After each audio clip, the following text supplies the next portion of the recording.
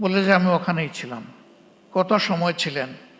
হাসতে হাসতে বলে কত সময় নয়, ঘন্টা নয়, দিন নয়, মাস নয়, আমাকে জিজ্ঞেস করুন আমি কয় বৎসর ছিলাম।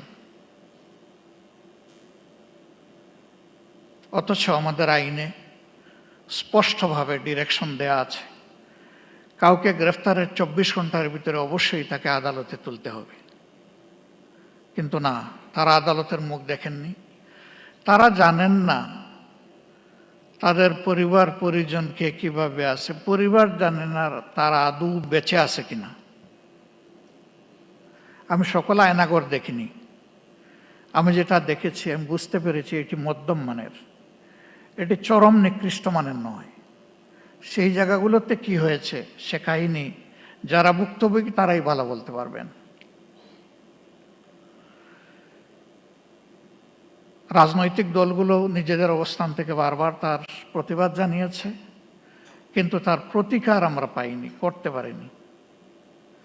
শেষ পর্যন্ত আমাদের যুব সমাজের অতি ছোট্ট এবং সাধারণ একটি দাবিকে নিয়েই তারা রাস্তায় নেমেছিল। অতীতের মতো একই খান্দায় একইভাবে তাদের সেই দাবিকে স্তব্ধ করে দেওয়ার জন্য চেষ্টা করা হয়েছিল। 15 জুলাই রাতে ঢাকা বিশ্ববিদ্যালয়ে যা ঘটেছে, বিশ্ববিদ্যালয়ের ইতিহাসে এটি ছিল আনপ্রেসিডেন্টেড। এর আগে তার কোনো উদাহরণ ছিল না। রাজনৈতিক কর্মীদেরকে লেলিয়ে দেওয়া হয়েছিল,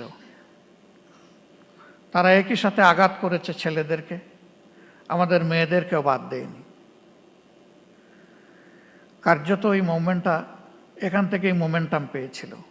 শহীদের হত্যাকাণ্ড এবং বাকি হত্যাকাণ্ডগুলো শেষ পর্যন্ত জুলুমের অবসান করতে সক্ষম হয়েছে। আমি জাতিসংঘের ফ্যাক্ট ফাইন্ডিং কমিটিকে আমার দল এবং বাংলাদেশের মজলুম জনগণের পক্ষ থেকে ধন্যবাদ জ্ঞাপন করি।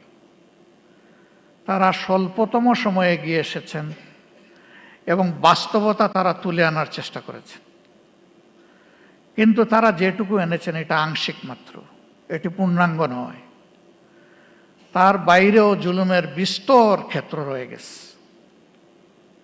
আশার দিক, নতুন সরকার গঠিত হয়েছে, ফ্যাসিজমের পতনের প্রেক্ষাপটে